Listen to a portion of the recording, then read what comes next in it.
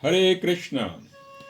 Welcome to the Krishna book, Krishna, the Supreme Personality of Godhead, written by His Divine Grace, A.C. Bhakti Vedanta Swami Prabhupada, founder Acharya of the International Society for Krishna Consciousness.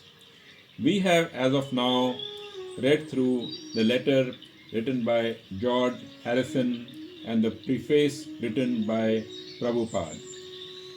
Next, we are now going to go through today the introduction. Krishna, Krishna, Krishna, Krishna, Krishna, Krishna, Krishna, Hey. Krishna, Krishna, Krishna, Krishna, Krishna, Krishna, Krishna, Hey.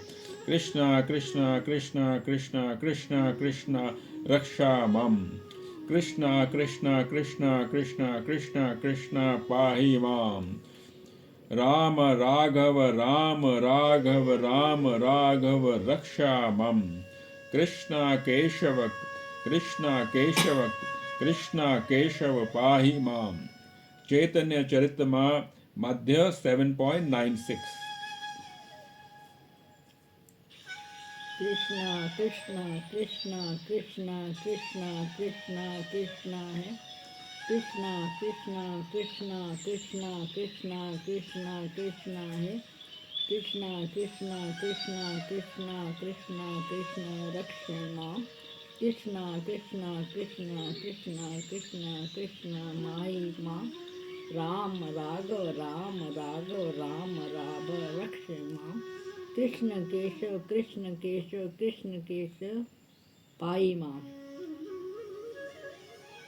While attempting to write this book, Krishna, let me first offer my respectful obeisances unto my spiritual master, Om Vishnu Prada 108 Shri Srimad Bhaktisiddhanta Saraswati Goswami Maharaj Prabhupada. Then let me offer my respectful obeisances to the ocean of mercy, Lord Shri Chaitanya Mahaprabhu. He is the Supreme Personality of Godhead Krishna Himself, appearing in the role of a devotee just to distribute the highest principles of devotional service.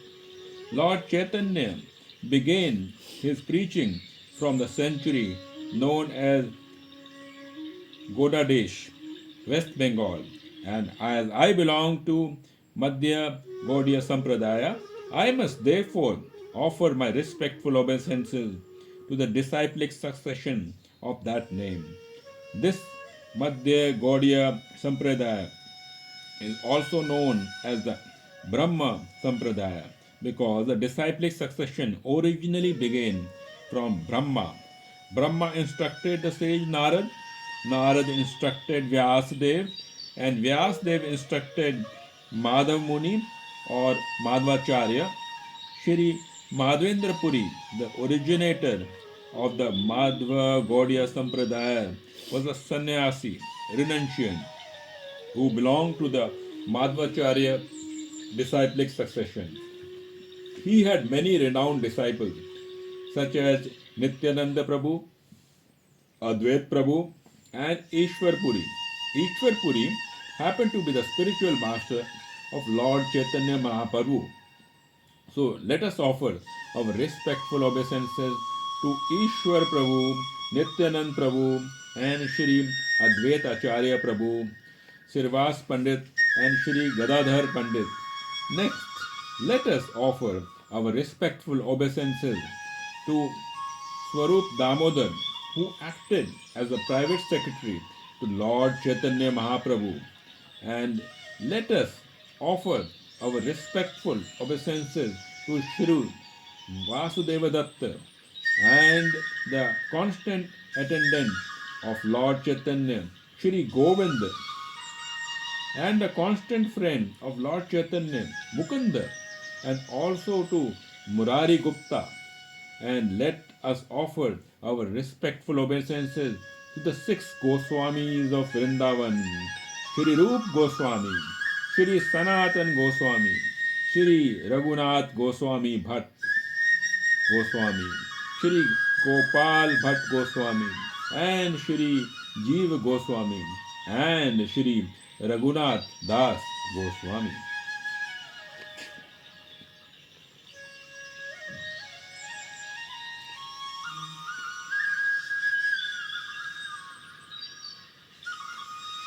Krishna himself has explained in the Bhagavad Gita that he is the Supreme Personality of Godhead, and that whenever there are discrepancies in the regulative principles of man's religious life and the prominence of irreligious activities, he appears on this earthly planet. In other words, when Lord Shri Krishna appeared, there was a necessity of minimizing the load of sinful activities accumulated on this planet or in this universe. लीला पुरुषोत्तम भगवान श्री कृष्ण नामक इस पुस्तक को लिखने का प्रयास करते समय अपने गुरु ओम विष्णुपाद 108 श्रीमद भक्ति सिद्धांत सरस्वती गोस्वामी महाराज प्रभुपाद को सादर नमस्कार करता हूँ। तत्पश्चात करुणा के सागर भगवान श्री कृष्ण श्री चैतन्य प्रभु को सादर प्रणाम करता हूँ। वे साक्षात भगवान श्री कृष्ण हैं जो भक्ति के उच्चादर्शों को विस्तृत करने के लिए भक्त के रूप में प्रकट हुए हैं। भगवान श्री चैतन्य ने गौड़ देश नामक क्षेत्र से अपना उपदेश प्रारंभ किया और चूँकि मेरा संबंध मध्य गौड़ीय संप्रदाय से है अतः मैं उस नाम की गुरु शिष्य परंपरा को ही प्रणाम करता हूँ। ये मध्य गौड़ीय संप्रदाय ब्रह्म संप्रदाय भी कहलाता है क्योंकि ये गुरु परंपरा शुरू में ब्रह्मा से प्रारंभ हुई। ब्रह्मा ने सर्वप्रथम श्री नारद मुनि को उपदेश दिया। श्री नारद मुनि ने श्री व्यासदेव को और श्री व्यासदेव ने मध्य मुनि श्री मध्याचार्य को उपदेश दिया। माधवेंद्र पुरी को मध्य गौड़ीय संप्रदाय के संस्थापक हैं जो सन्यासी थे और श्री मध्याचार्य की शिष्य परंपरा में आते हैं। उनके अनेक विख्यात शिष्य थे तथा नित्यानंद प्रभु अद्वैत प्रभु तो ईश्वरपुरी भगवान श्री चैतन्य महाप्रभु के गुरु थे। अतः मैं ईश्वरपुरी नित्यानंदपुरी श्री अद्वैत आचार्य प्रभु श्री वास पंडित तथा श्री गदाधर पंडित को सादर प्रणाम करता हूँ। इसके पश्चात मैं स्वरूप दामोदर को सादर नमस्कार करता हूँ जो भगवान श्री चैतन्य महाप्रभु के निजी सचिव बने। मैं श्री वासुदेव तथा श्री चैतन्य महाप्रभु के नित्य सेवक श्री गोविंद तथा श्री चैतन्य महाप्रभु के नित्य सखा मुकुंद को एवं मुरारी गुप्त को भी प्रणाम करता हूँ। मैं वृंदावन से चढ़ो गोस्वामियों श्री तथा गोस्वामी श्री सनातन गोस्वामी श्री रघुनाथ भट्ट गोस्वामी श्री गोपाल भट्ट गोस्वामी श्री जीव गोस्वामी तथा श्री रघुनाथ दास गोस्वामी को सादर प्रणाम करता हूँ। श्रीमद् भागवत गीता में श्री कृष्ण ने स्वयं कहा है कि पूर्ण पुरुषोत्तम भगवान है।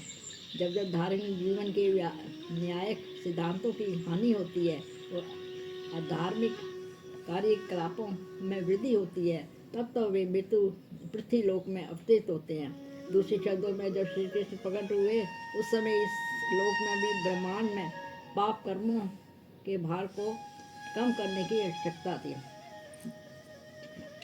For affairs of the material creation, Lord Mahavishnu, the plenary person of Krishna, is in charge.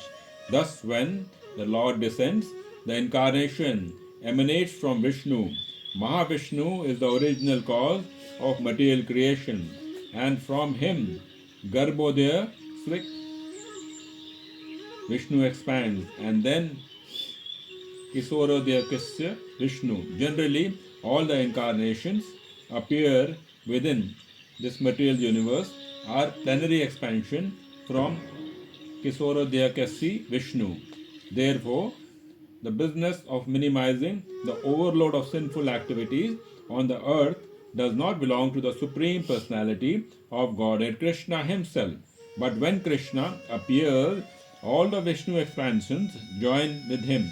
Krishna's different expansions, namely Narayan, the quadruple expansion of Vasudev, Shankarashan, Pradyum, and Anirudh, as well as the partial plenary expansion like Matsya, the incarnation of a fish, and the Yuga Avtaras, incarnations for the millenniums, and the Manvantra Avtaras, incarnations who appear during the reign of the Manus, all combined together and appear within the body of Krishna, the Supreme Personality of Godhead.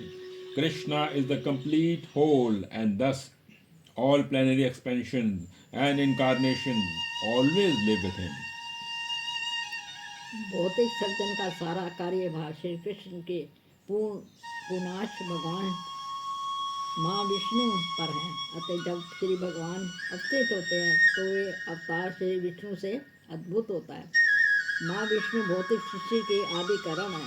उनसे गर्भोदशाई विष्णु का विस्तार होता है और तब श्री रोद कषाई विष्णु का सामान्यतः तथा ब्रह्मांड में जितने भी अवतार होते हैं वे श्री रोद कषाई विष्णु से पूर्ण विस्तार होते हैं।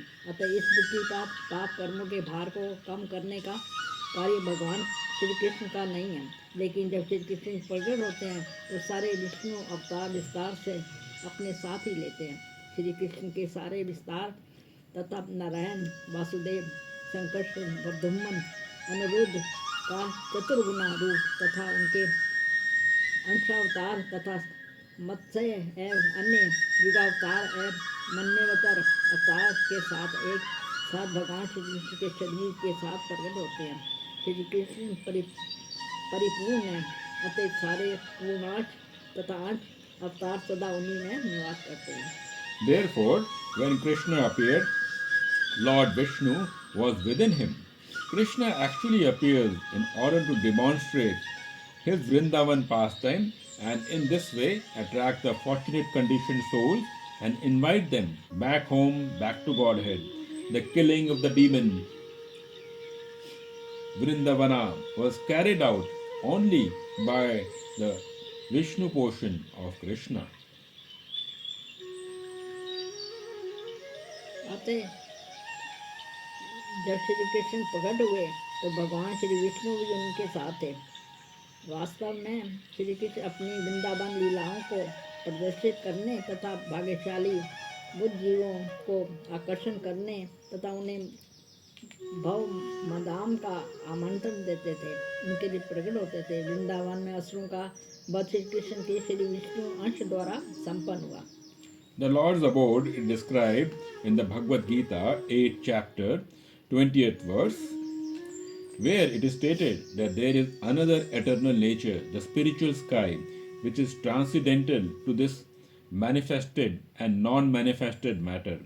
The manifested world can be seen in the form of many stars and planetary systems, such as the sun and moon.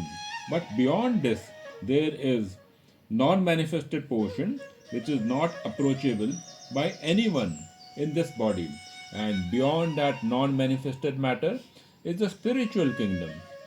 That kingdom is described in the Bhagavad Gita as supreme and eternal, never to be annihilated.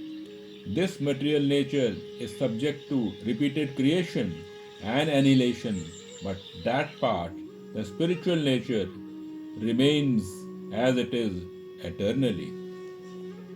Shrimad Bhagavat Gita में श्री भगवान के निवास स्थान का वर्णन हुआ है, जहाँ तक बताया गया है कि अप्रानित्य प्रकृति का जिन में आकाश होता है तो इस व्यक्त तथा अव्यक्त पदार्थ से परे है।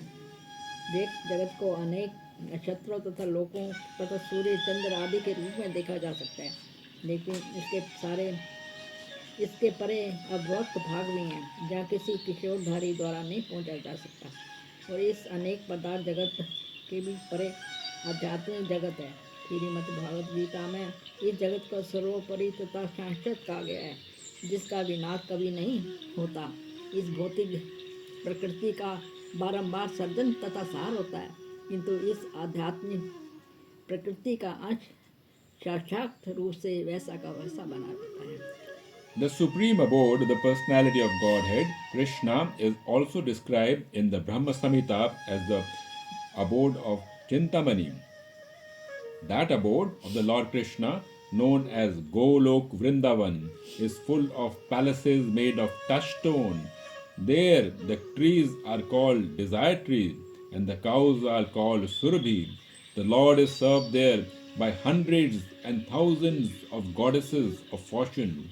His name is Govinda, the primeval Lord, and he is the cause of all causes. There the Lord plays his flute. His eyes are like lotus petals, and the colors of his body is like that of a beautiful cloud. On his head is a peacock feather. He is so attractive that he exceeds thousands of cupids. Lord Krishna gives only a little hint in the Gita of his personal abode, which is the supermost planet in the spiritual kingdom. But in Srimad Bhagvatam, Krishna actually appears with all his paraphernalia and demonstrates his activities in Vrindavan, then at Mathura, and then at Dwarka. The subject matter of this book will gradually reveal all these activities.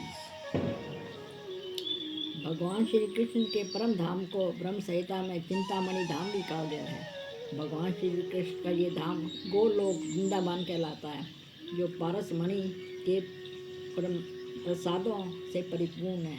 वहाँ के वृक्ष कल्प वृक्ष कहलाते हैं और गायें सुरभि कही जाती हैं। वहाँ श्री भगवान की सेवा में हजारों लक्ष्मियाँ लगी रहती हैं। उनका नाम आदि भगवान श्री गोविंद है और वे समस्त कारणों के कारण हैं। वहाँ श्री भगवान अपनी वंशी जाते हैं। उनके नेत्र कमल दलों के समान हैं और उनके शरीर का वर्ण सुंदर बादल जैसा है। उनके सिर पर मोर पंख हैं। वे इतने आकर्षक हैं कि सहस्रों कामदेवों को लज्जित कर देते हैं। गीता में भगवान श्री कृष्ण अपने धाम का संकेत मात्र करते हैं, जो आध्यात्मिक जगत में सर्वोच्च लोक है। लेकिन श्रीमद् भागवतम में श्री कृष्ण अपने साथ समान के साथ वास्तव में प्रकट होते हैं और अपने कार्यकलापों को सर्वप्रथम वृंदावन में, फिर मथुरा में और फिर द्वारका में प्रकाशित करते हैं। इस पुस्तक में कार्यकलाप करने से प्रकट होंगे। The family in which Krishna appeared is called the Jadu dynasty. This Jadu dynasty belongs to the family descending from Soma, the god in the moon planet. There are two different Kshatriya families of the royal order, one descending from the king of the moon planet and the other descending from the king of the sun planet. While the Supreme Personality of Godhead appears, he generally appears in a Kshatriya family because he has to establish religious principles or the life of righteousness. The Kshatriya family is the protector of the human race according to the Vedic system. When the Supreme Personality of Godhead appeared as Lord Ramachandra, he appeared in the family descending from the sun god known as the Raghuvansha, and when he appeared as Lord Krishna, he did so in the family of the Yaduvansha.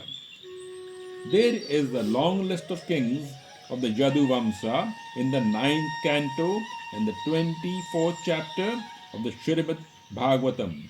All of them were great, powerful kings. Krishna's father's name was Vasudeva, son of Surasena, descending from the Yadu dynasty.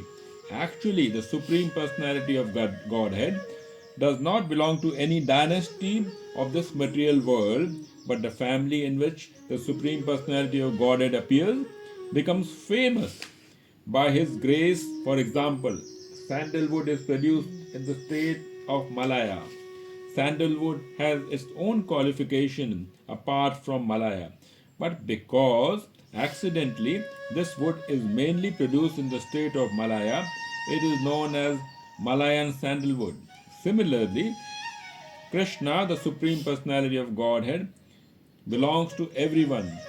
But just as the sun rises from the east, although there are other directions from which it could rise, so by his own choice, the Lord appears in a particular family and that family becomes famous.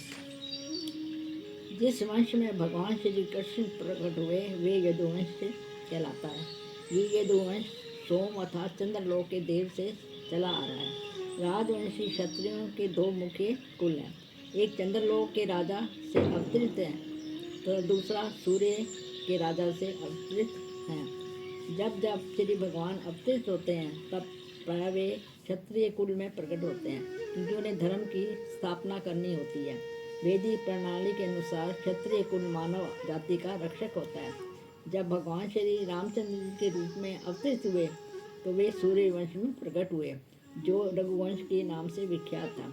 और जब वे भगवान श्री कृष्ण के रूप में प्रकट हुए तो यदुवंशी में हुए। श्रीमद् भागवतम के 9वें स्कंद के 24वें अध्याय में यदुवंशी राजाओं की लंबी सूची दी गई है।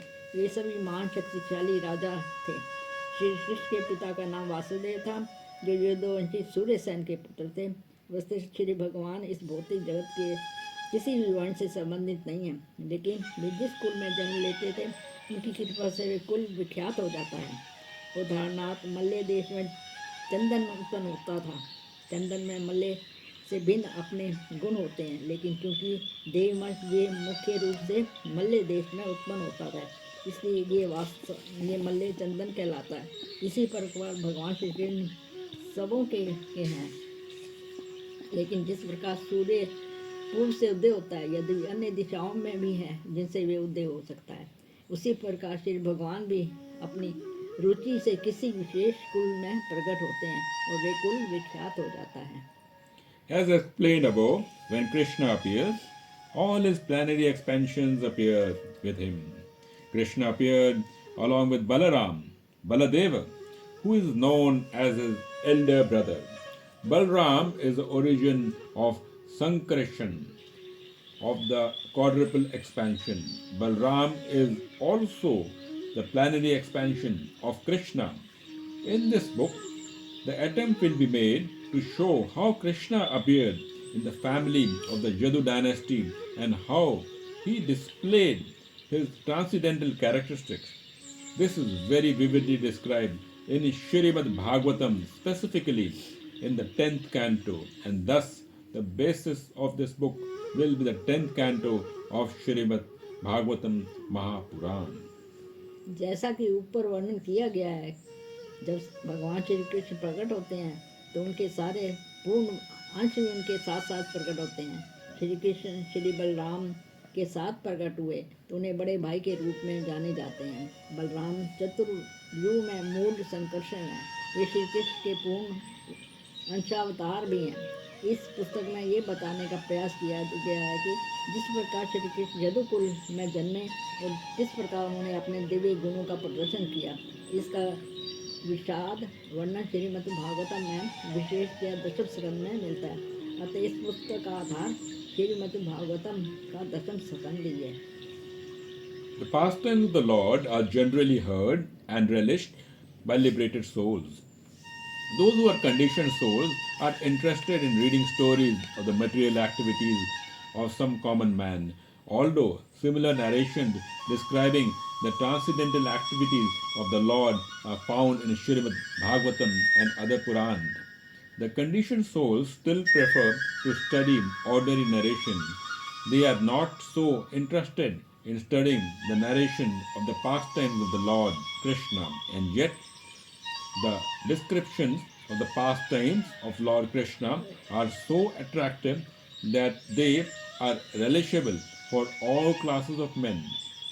There are three classes of men in this world.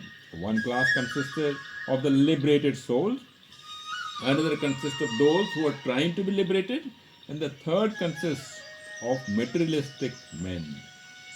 Whether one is liberated or is trying to be liberated or is even grossly materialistic, the pastimes of Lord Krishna are worth studying.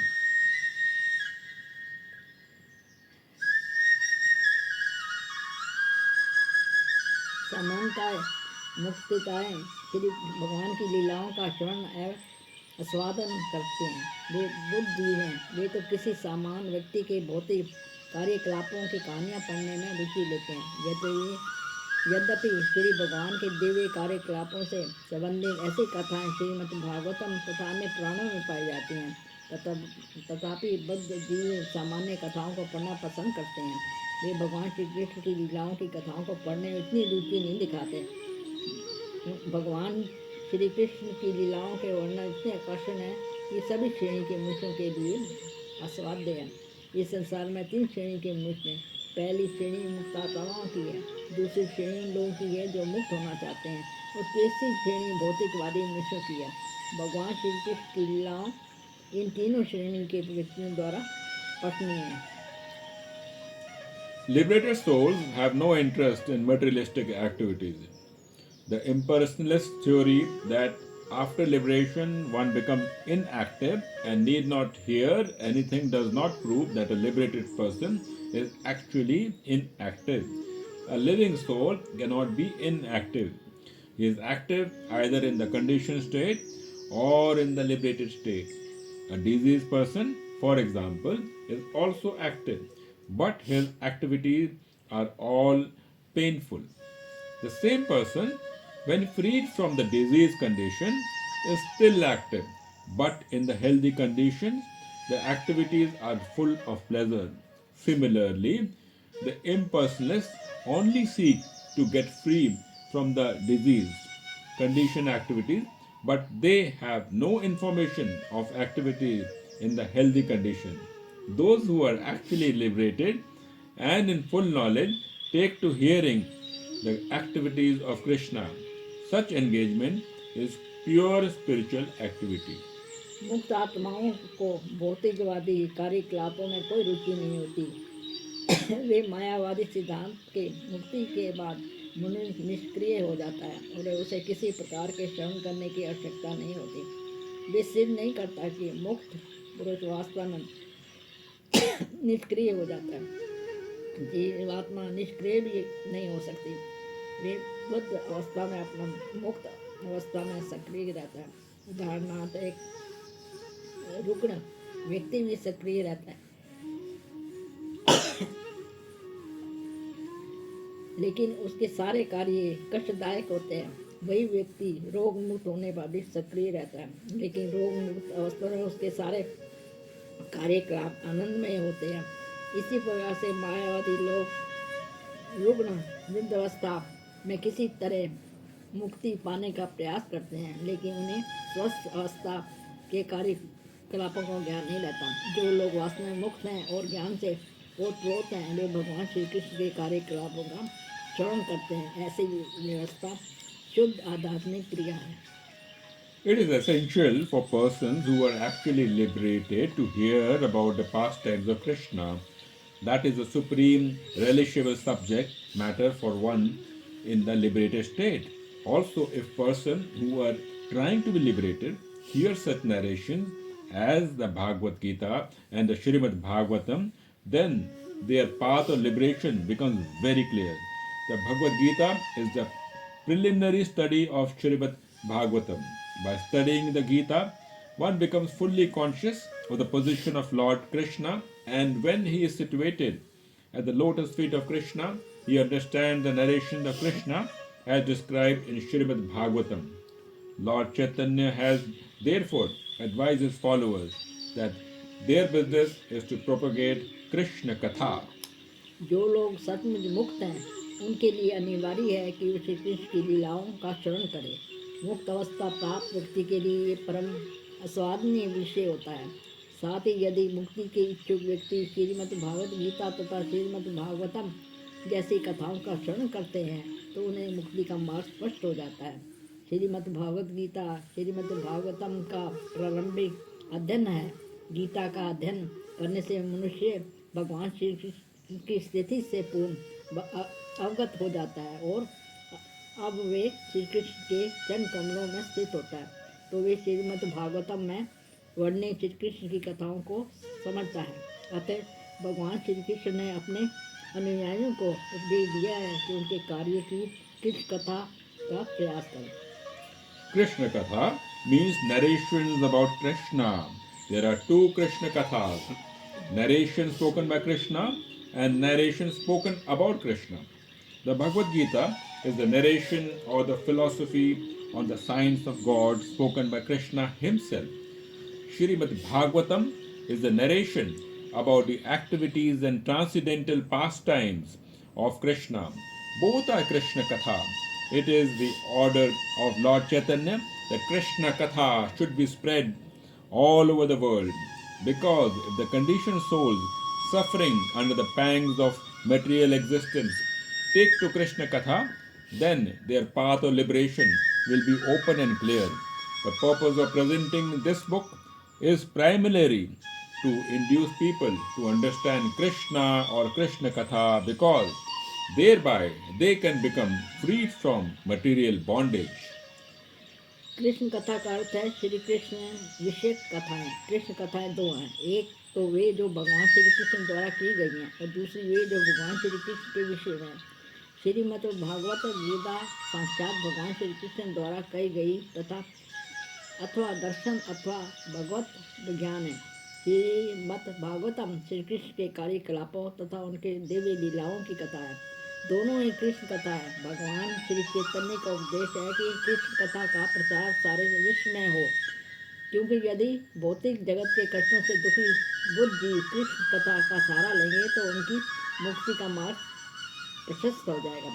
इस पुस्तक को प्रस्तुत करने का मुख्य हेतु लोगों को श्री कृष्ण कथा को समझने के लिए प्रेरित करता है, जिससे वे भक्त बंधन से मुक्त हो सके, भव बंधन से मुक्त हो सके।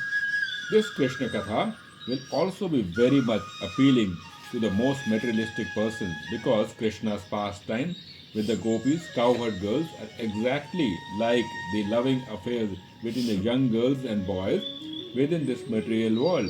Actually, the sex feeling found in human society is not unnatural because this same sex feeling is there in the original personality of Godhead.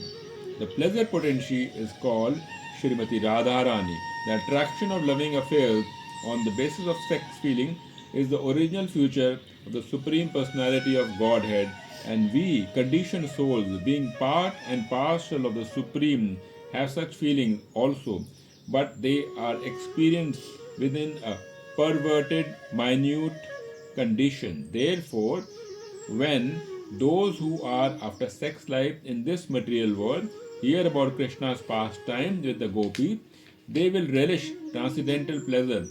Although it appears to be materialistic, the advantage will be that they will gradually be elevated to the spiritual platform. In the Bhagvatam, it is stated that if one hears the pastimes of Lord Krishna with the gopis from authorities with submission, then he will be promoted to the platform of transcendental loving service to the Lord, and the material desire of lust within his heart will be completely vanquished. In other words, such hearing will counteract material sex life. ये कृष्ण कथा अधिकांश भौतिकवादी व्यक्तियों को भी रुचिकर लगेगी, क्योंकि गोपियों के साथ भगवान श्री कृष्ण की लीलाएं इस भौतिक जगत में तरुणों तथा तरुणियों के प्रेम व्यापार को ही सम्मान है। उससे मानव समाज में व्याप्त काम भावना अस्वाभाविक नहीं है, क्योंकि वही काम भावना आदि पुरुष श्री भगवान में भी पाई जाती है। श्रीमती राधा रानी हृदय शक्ति कहलाती है।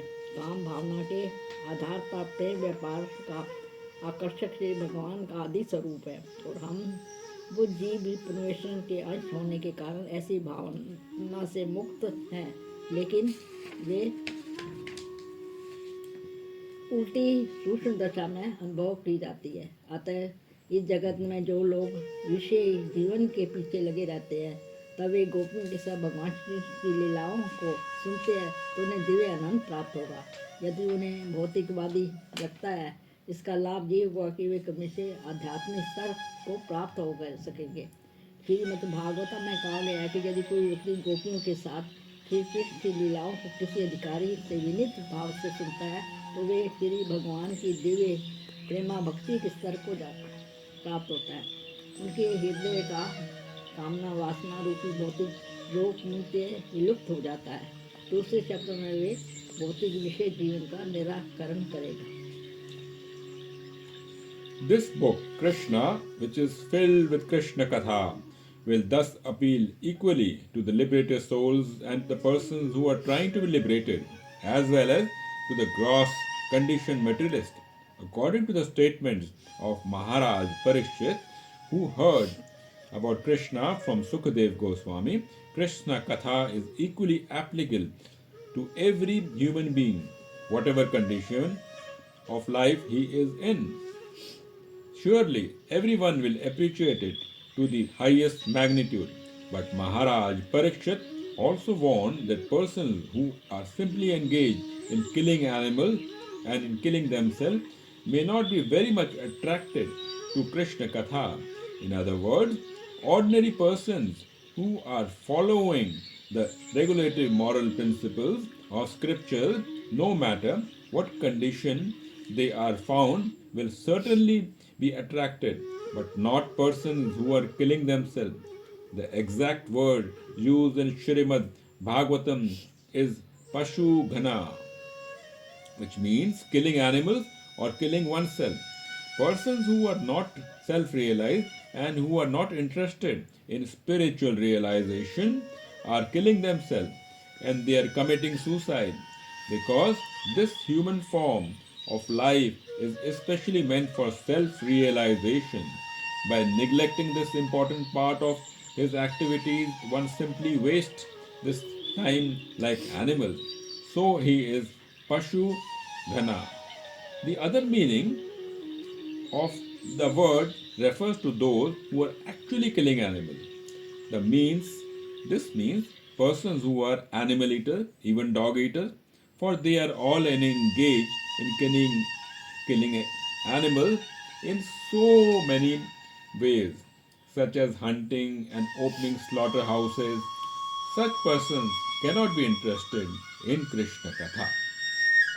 ये श्री कृष्ण पुस्तक जिसमें कृष्ण कथा भरी हुई है मुक्त आत्माओं के लिए तो रुचिकर है।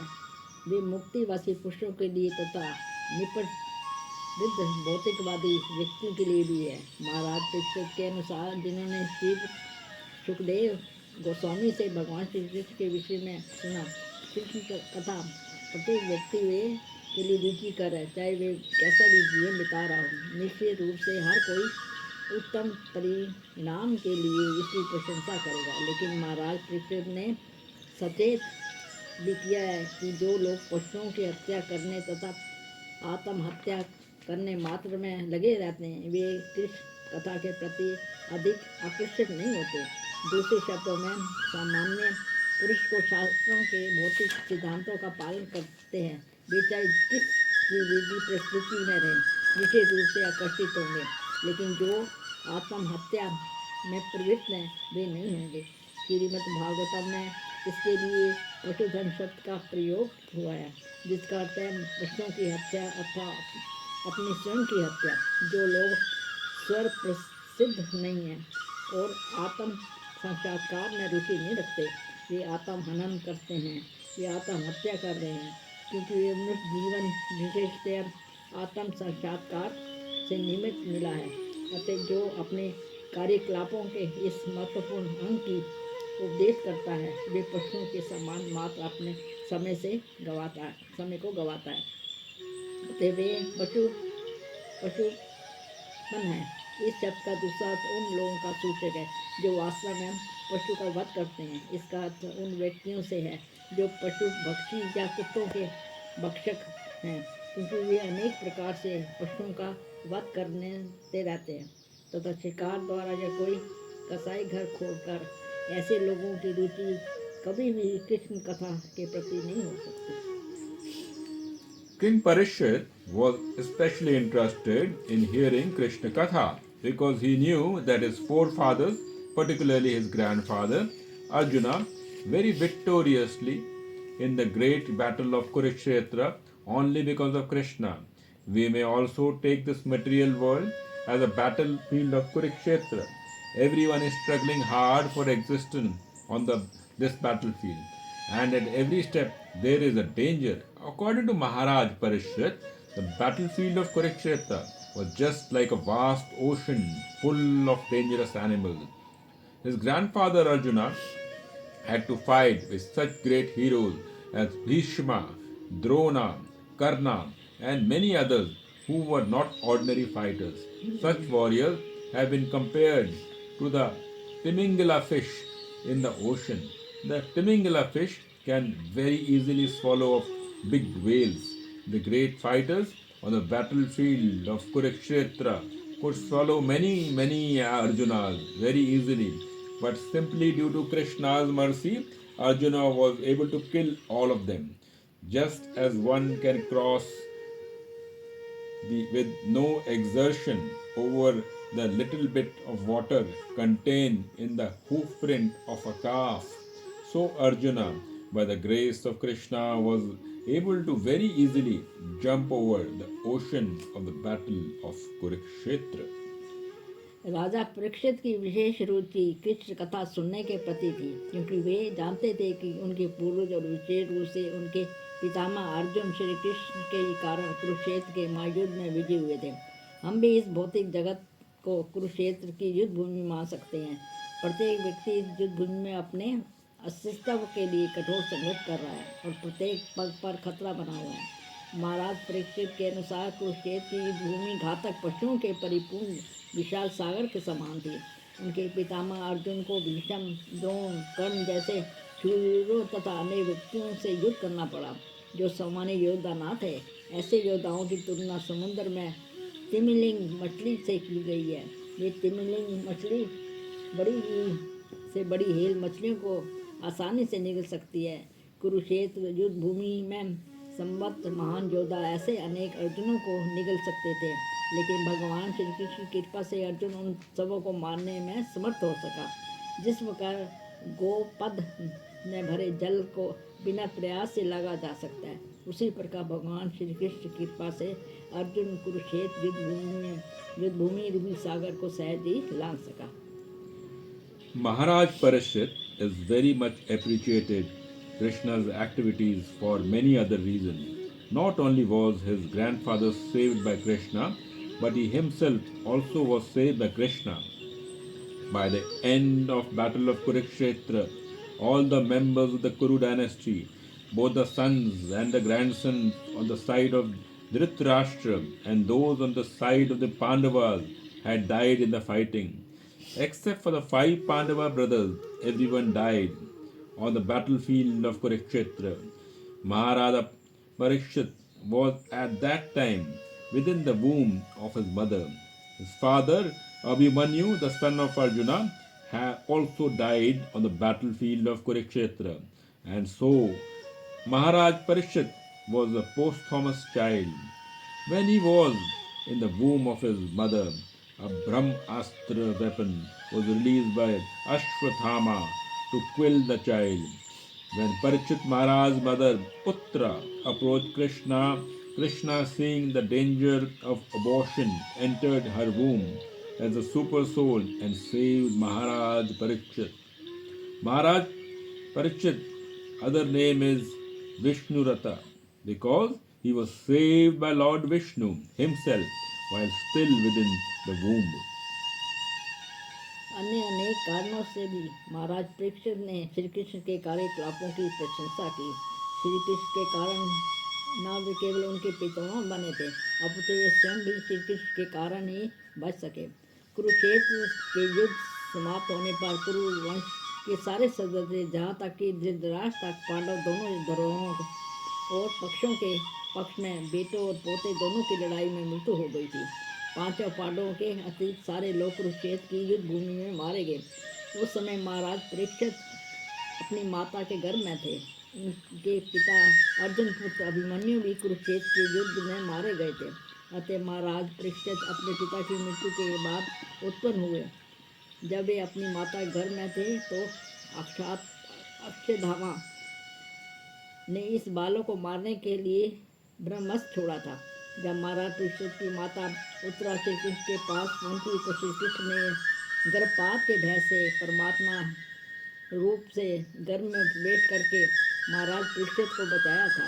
महाराज परीक्षित का दूसरा नाम विष्णु रात है, क्योंकि स्वयं भगवान श्री कृष्ण के गर्भ के भीतर उनकी रक्षा की थी। Thus, everyone in any condition of life should be interested in hearing about Krishna and his activities, because he is the supreme, absolute truth, the personality of Godhead. He is all pervading. Inside, he is living within everyone's heart, and outside, he is living as his universal form. And yet, as described in the Bhagavad Gita, he appears as he is in the human society, just to invite everyone to his transcendental abode, back to home, back to Godhead. Everyone should be interested in knowing about Krishna, and this book is presented with this purpose, that people may know about Krishna and be perfectly benefited in this human form of life. इस प्रकार प्रत्येक व्यक्ति को चाहे वे जिस अवस्था में हो, श्री कृष्ण तथा उनके कार्यकलापों के विषय में श्रवण करने में रुचि लेनी चाहिए, क्योंकि वे परम सत्य श्री भगवान हैं। वे सर्वव्यापी हैं।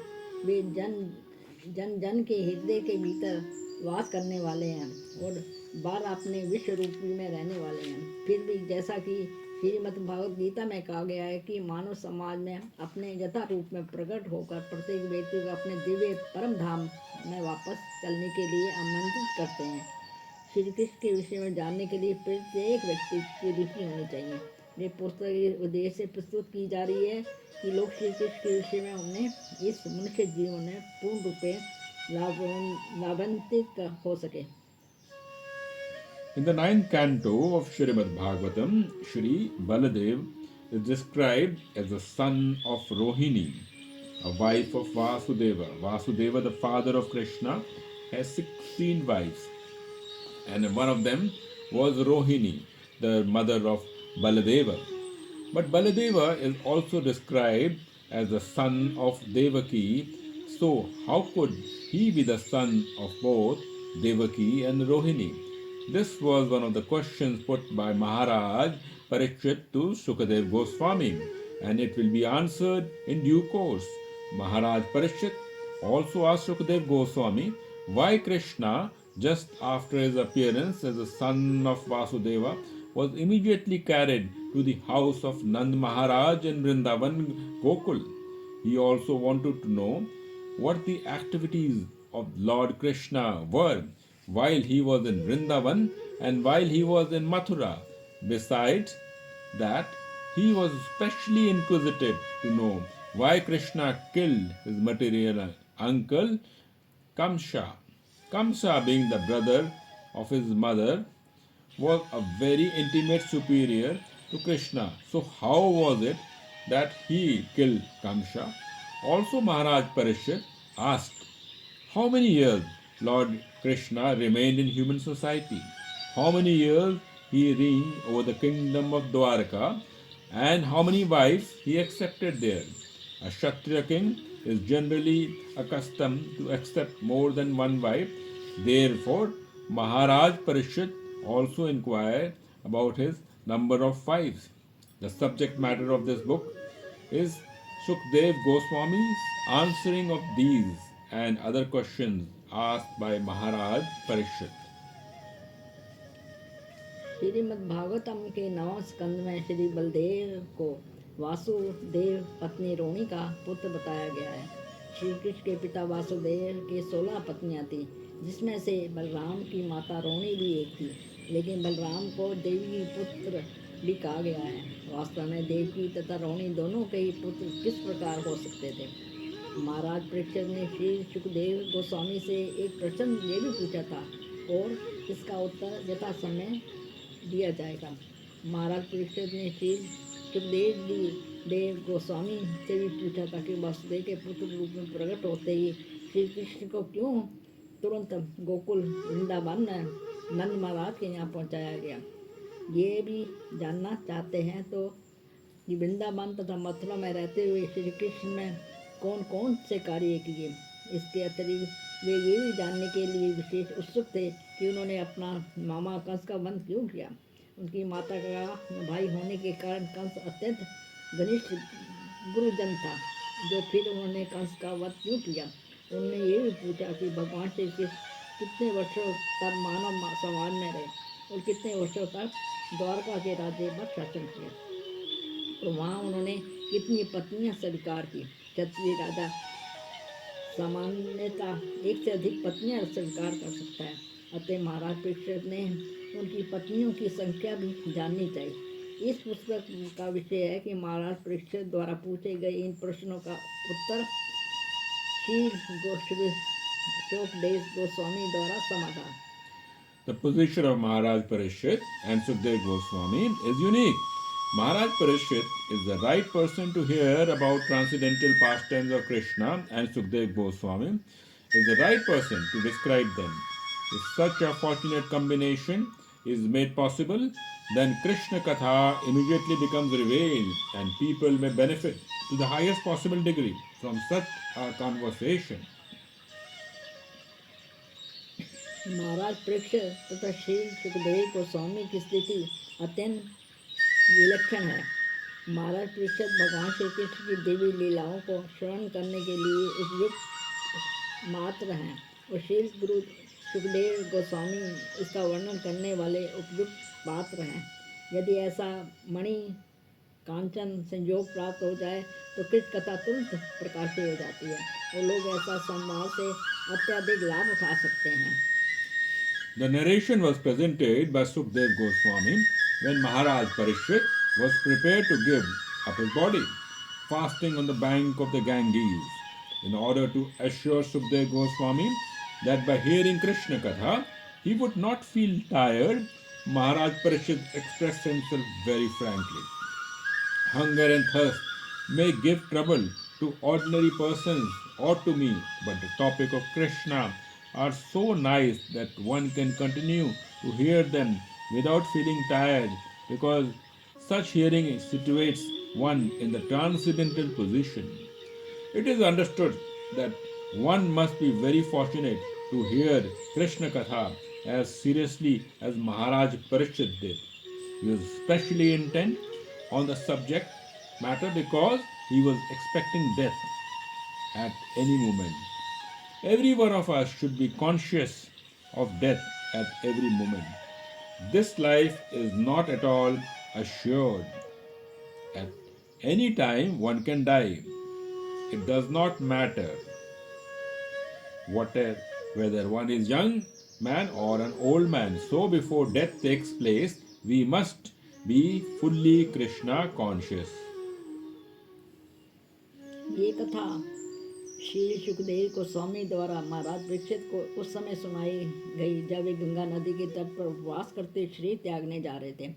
श्री सुखदेव गोस्वामी को आसक्त करने के लिए कृष्ण कथा सुनने से वे कभी थकेंगे नहीं। महाराज परीक्षित ने स्पष्ट कहा, भले ही सामान्य पुरुषों को या मुझको भूख प्यास कष्ट दे सकती है, लेकिन भगवान श्री कृष्ण की कथाएं इतनी सरस है कि कोई व्यक्ति थकान का अनुभव किए बिना ही उन्हें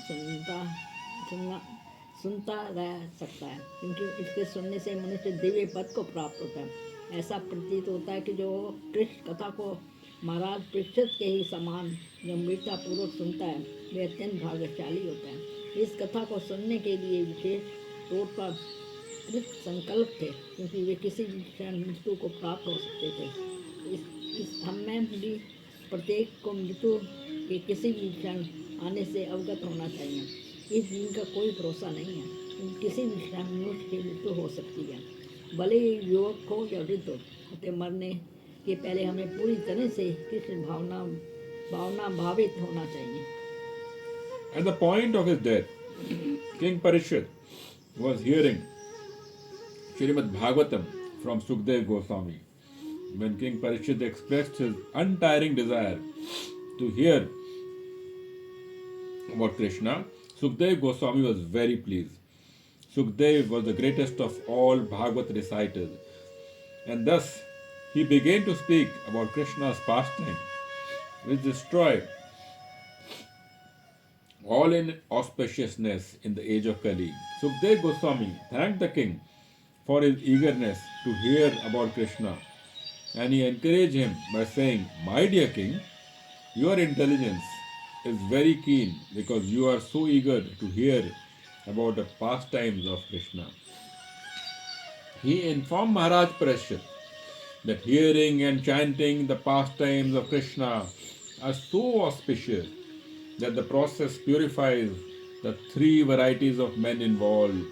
He who recites the transcendental topics of Krishna, he who hears such topics, and he who inquires about him. These pastimes are just like the Ganges water, which flows from the toes of Lord Vishnu They purify the three worlds, the upper, the middle, and the lower planetary system. मृत्यु के समय राजा परीक्षित श्री सुखदेव गोस्वामी से श्रीमद् भागवतम सुन रहे थे। जब राजा ने श्री कृष्ण के विषय में सुनने की उत्कंठा इच्छा प्रकट की तो श्री सुखदेव गोस्वामी अत्यंत प्रसन्न हुए।